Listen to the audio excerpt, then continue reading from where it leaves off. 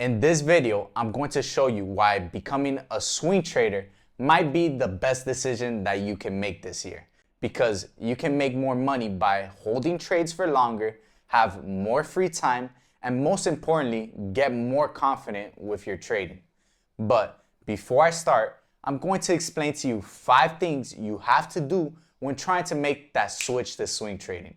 So stick around to the 4th tip because this one is probably the most important and I see beginners skipping it time and time again. So the first thing you have to do when transitioning from day trading to swing trading is to stop placing so many trades. If you don't see an A plus setup, you shouldn't take a B setup or even a B plus setup. You want to be patient and wait for the best possible setup. And something you will probably experience if you miss those A plus setups is that you're probably going to start thinking to yourself that it's never going to come back up again. And then you end up falling into that loop of taking a crappy setup. And that would happen to me in the beginning. I would be impatient thinking, oh, this setup is never going to happen again. Or I'm just going to have to wait for so long for the next opportunity. And that just made me impatient. But if you can get comfortable with getting patient, not taking too many trades, waiting for the A plus setups, then guess what? The A plus setups will eventually come. You just have to stay patient and stay consistent. And it's not like you just miss one setup and it's gonna take like a year to find the next one. No, it will maybe take a few weeks or even a few days. But the key point is that you have to stay patient. So the second thing that you have to do is to stop talking about open positions. Do not talk about open positions with friends, family, or even other traders. And this applies to every single type of trader, if I'm being honest. This is something that you have to keep to yourself until the trade is at least closed, because other people can influence your decisions in a negative way. It doesn't matter if they're being negative or positive. I mean, in the past, I've shared open positions on Instagram or TikTok, and people will try to convince me all the time to close my trades. Heck, I mean, even when I've traded live, I had people telling me to cut my losses early. And guess what? If I listened to them, who knows how much money I would have lost or left on the table. But the point is that these people don't know what they're doing. They don't understand what you're looking at. And to be honest, they don't know anything about trading. But I'm telling you now that if you start telling your friends or family about open positions, you're going to start hearing things from them. You'll start to watch their body language change, which and then will most likely affect your trading and your trading decisions. I mean, talking to my mom, she can't even grasp the concept of me making money by clicking a few buttons on the computer, or me being down $10,000 on one trade. Like, I can visually tell that it makes her uncomfortable. But imagine if I let my family influence my decision. I would have closed at a $10,000 loss when I could have made $30,000 if I followed my plan. Now, the third thing that you have to do is to start holding your swing trades longer. I see a lot of people closing swing trades way too early. What is the point of swing trading if you don't even let the trade play out? I used to do that a lot in the beginning. And the only way I was able to overcome that is by setting and forgetting. Basically meaning after I plan and enter my trade, I'm gonna just set my stop loss and take profit and let either one of those get hit.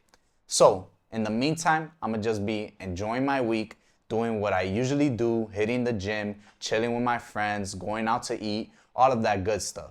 But point is, if you have done your analysis already and it is telling you to stay in for an X amount of days or whatever your take profit is, and it's not met till weeks later, then guess what? You're not following your strategy. So the 4th thing that you also have to do is to start planning your trades before entering. So my routine is on Sunday I'm gonna go through all the pairs on my watch list and adjust my areas of interest.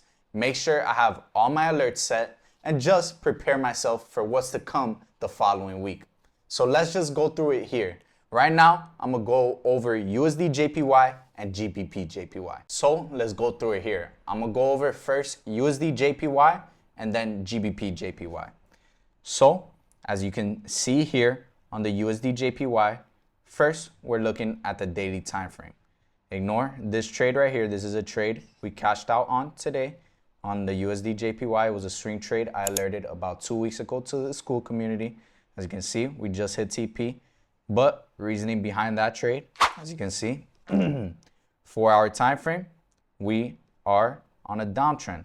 So entered in around this area, I was looking for this to be the last lower high, and it wasn't. As you can see, we formed a new lower high here, but we still hadn't reached stop loss.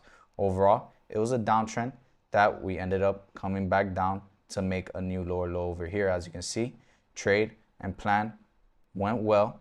But what I'm looking at now, we already closed our trade. We hit take profit. Now we're looking to plan the next trade. So here on USD JPY, I'm gonna just mark up my next key level. So as you can see, we broke through this level here and we came down to now this level. So the next level that's looking to get hit is this over here. So what I would do right now, just set an alert here so I can watch closely what's going to happen. I will then set an alert at the bottom over here as well, because if price breaks down this level, it's probably going to come back down here, and then we'll probably start getting a rally over there. Next, we'll go to the 4-hour time frame. As you can see, this level right here was a key level that needed to be broken.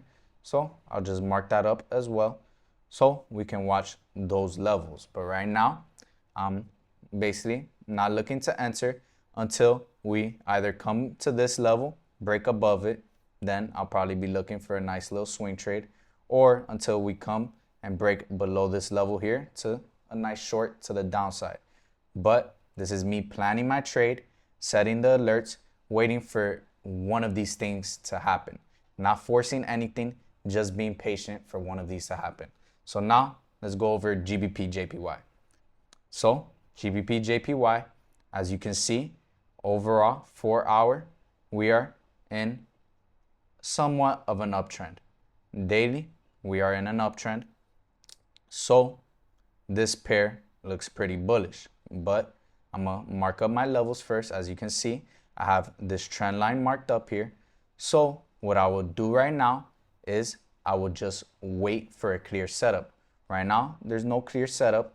We're coming down from this trend line. So what I'll just wait is for price to come back down to one of these levels right here. As you can see, mark up my alert right there. So when price hits that level, I'm notified so I could look for an entry. You can see this level right here is a level we've been respecting, and we're also in the trend line over there. So I wouldn't touch this until either one of these levels gets hit. This level right here or this level right here, breaking above the uptrend to then push even more to the upside. So that's would be my plan. And as you can even see here with the price action, it's even a lot easier to read with swing trades. And my AI bot was even able to catch this trade. As you can see right here, this swing trade, it was alerted about 3 days ago. Then we cashed out for 68K profits. Let me pull that up for you guys. This alert was sent out 3 days ago. As you can see, AI bot sent it out. We cashed out for, let's pull it up, 68K profits.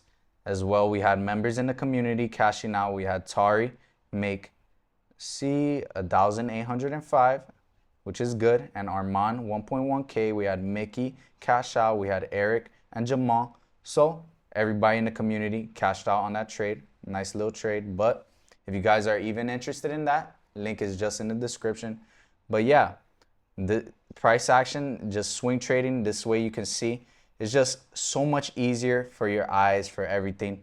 You just mark up your levels, wait for one of them to get hit, and then boom, you're in your trade. And this is me planning my trade.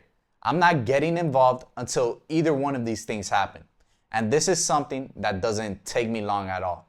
The main pairs I trade is USD CAD and USD JPY. So this just takes me a few minutes. But the time freedom that you get from being a swing trader is amazing. Just imagine, since you're on a higher time frame, you don't have to do this every day. You don't even have to do it multiple times a day. You just have to do this at least once a week. And I also have my alerts set so I can just close my computer screen and wait for either one of these levels to get hit. And the reason I mainly trade only 2 pairs is something you guys can learn from as well. It's because you really get to understand the price movement of these instruments. So you almost develop like a relationship with these pairs. So you can understand, for example, what an aggressive move on the USD JPY looks like, or an aggressive move on the USD CAD. And you would only be able to understand this by, guess what? Watching or trading that pair over a long period of time. So the last thing that you have to do when transitioning from a day trader to a swing trader is switching to the higher time frames. We're not using the 3-minute or 5-minute like we do when we are scalping. We are sticking to the higher time frames like the 1 hour, the 4 hour, and the daily. The best part about these higher time frames is that they hold more weight. They hold more significance.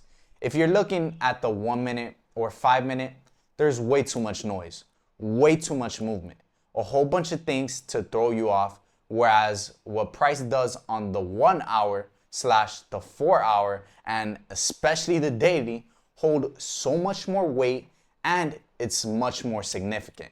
And remember, the most important thing is that all of this requires patience.